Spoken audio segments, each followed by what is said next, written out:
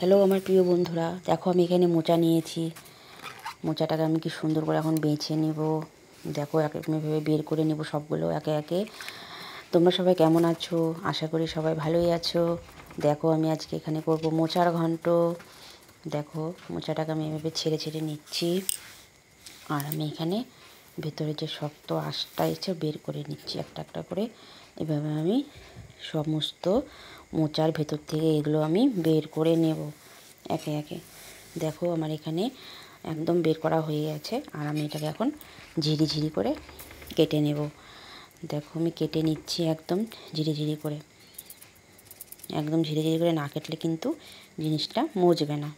ঝিরি ঝিরি করে কেটে নিলে জিনিসটা দেখো সুন্দর ঝিরি ঝিরি করে আমি কেটে নিলাম। এখানে একদম সবগুলো আমার কাটা হয়ে গেছে, একদম ঝিরি ঝিরি করে কাটা। দেখো কাটাটা কি সুন্দর হয়েছে, একদম ঝিরি ঝিরিভাবে। আর আমি এখানে গামলাতে জল নিয়েছি, সেই গামলাতে এখন মোচাটাকে দিয়ে দেবো যাতে কালো না হয়। কালো না হওয়ার জন্য আমি এখানে মোচাটাকে এখানে জলে দিয়ে দিলাম। এটা কিন্তু আমি বিচা কালার মোচা নিয়েছি। আর এদিকে দেখো আমি ওই গামলার মধ্যেই মোচাটাকে দিয়ে একটু লবণ দিয়ে ভালো করে সেদ্ধ করে নেব। দেখো আমি এখানে একটু নেড়ে চেড়ে নিলাম, একটু সেদ্ধ দেখো প্রায় হয়ে গেছে। আমি এটাকে এখন গ্যাস অফ করে নামিয়ে নেব। তারপরে দেখো এদিকে আমি একটা বাটিতে মটরের ডাল নিয়েছি, তার মধ্যে একটু লবণ, হলুদ আর একটু কালো জিরে দিয়ে এটাকে আমি একটু ভালো করে মেখে নেব। মেখে নিয়ে দেখো আমার এখানে মাখা কিন্তু প্রায় হয়ে গেছে। তারপর আমি এদিকে দেখো একটা কড়াই বসাই দিয়েছি, তার মধ্যে দিয়ে দিলাম তেল। তার মধ্যে তেলটা ভালো করে আমি এখন ছড়িয়ে দিলাম। তার মধ্যে আমি এখন একে একে এর মধ্যে বড়াগুলো দিয়ে দিব। ডালের বড়াটা ভেজে নেব। আশা করি তোমরা সবাই ভালোই আছো। দেখো আমার মোচার ঘন্টটা কীভাবে করি। সবাই লাইক, শেয়ার, কমেন্ট, সাবস্ক্রাইব করো। অবশ্যই কমেন্ট করে জানিও। বাড়িতে এইভাবে তৈরি করে খেয়ে দেখো, খেয়ে অবশ্যই জানিও কেমন হয়েছে। আমার তো দারুণ লাগে মোচার ঘন্ট খেতে। দেখো আমার দিকে বড়াগুলো ভাজা হয়ে গেছে, আমি এখন নামিয়ে নেব। কি সুন্দর লাল লাল হয়ে গেছে, দেখে কিন্তু খেতে ইচ্ছে করছে। তোমাদের কি খেতে ইচ্ছে করছে না? দেখো তারপরে আমি এটাকে নামিয়ে নিলাম। নামিয়ে নেওয়ার পরে দেখো বড়াটা, তার মধ্যে আমি এখানে শুকনো লঙ্কা, তেজপাতা, সাদা জিরে ফোড়ন দিয়ে দিলাম। তারপরে আমি এখানে দিয়ে দিব গোট গোট করে আলু কেটে রেখেছি, সেটা আমি এর মধ্যে দিয়ে দিলাম, গোট গোট করে কেটে রাখা আলুগুলো। তারপরে আমি এখানে দিয়ে দিব পরিমাণ মতো একটু লবণ, আর দিয়ে দিব আমি একটু হলুদ। এটাকে আলুটাকে ভাজার জন্য আমি এখানে অল্প হলুদ লবণ ব্যবহার করেছি। এটাকে আমি একটু লাল লাল করে আলুটাকে ভেজে নেব। দেখো এখানে আমার আলুটা লাল লাল করে ভাজা হয়ে গেছে। আর তার মধ্যে আমি এখন এখানে দিয়ে দিব ভোগ চাল। ভোগ চালটা আমি আগে থেকে একটু ভিজিয়ে রেখেছিলাম, সেই ভোগ চালটা আমি এখানে একটু দিয়ে দিলাম। এখন আমি সেটা নাড়াচাড়া করে নেব একটু। ভোগ চালটাও আমি একটু ভেজে নেব।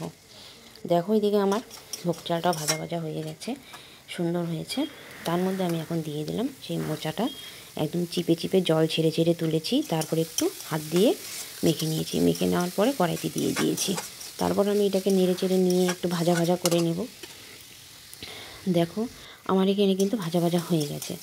আমি আরেকটু নেড়ে চেড়ে দিয়ে তারপর আমি একে একে মশলাগুলো দিয়ে দিব। একটু ভাজা ভাজা সুন্দর হয়ে গেছে। তারপর আমি এখানে দিয়ে দিলাম 1 চামচ আদা বাটা, 1 চামচ কাঁচা লঙ্কা বাটা, আর আমি এখানে দিয়ে দেব যে জিরা গুঁড়া 2 চামচের মতো। তারপর আমি এখানে দিয়ে দিব আর একটু লবণ। তারপরে দিয়ে দেবো আরেকটু হলুদ। আমি কিন্তু শুকনো লঙ্কা গুঁড়ো ব্যবহার করি না, কারণ এটা বাচ্চারাও খেতে পারবে, তাই আমি এখানে সবসময় কাঁচা লঙ্কাই ব্যবহার করি। তার মধ্যে আমি একটু জল দিয়ে দিলাম। জলটা দিলে মশলাটা সুন্দর মিশে যায়, সব কিছুর সঙ্গে মিশাতে খুব সুবিধা হয়। দেখো এখানে আমি জল দিয়ে সুন্দর মিশিয়ে নিলাম। আর এদিকে আমার দেখো একদম লেগে লেগে যাচ্ছে একদম নিচে। প্রায় কিন্তু আমার মোচার ঘন্টটা কষানো হয়ে যাওয়ার পরে আমি এখানে একটু জল দিয়ে দিলাম, কারণ আলুটাও সেদ্ধ হয়েছিল, কিন্তু চালটা যে দিয়েছিলাম ভোগ চালটা সেটা একটু সেদ্ধ হবে। দেখো এখানে আমি জলটা দিয়ে দেওয়ার পরে বড়াগুলো যে ভিজিয়ে রেখেছিলাম সেই বড়াগুলো আমি এর মধ্যে দিয়ে দিলাম।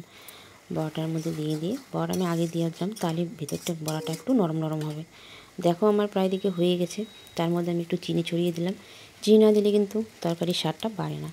দেখো খুব সুন্দর হয়ে গেছে। তারপর আমি এখানে একটু গরম মশলার গুঁড়ো ছড়িয়ে দিলাম, ছড়িয়ে দিয়ে একটু নেড়েচেড়ে নিয়ে তার মধ্যে আমি এখানে 2 চামচের মতো একটু ঘি ছড়িয়ে দিলাম। ঘি ছড়িয়ে দিয়েই অল্প নাড়াচাড়া করেই নামিয়ে নিলাম। কী সুন্দর গন্ধ বেরিয়েছে, ভোগ চাল, ঘি, গরম মশলার গন্ধ কিন্তু দারুণ। দেখো আমাদের রেডি মোচার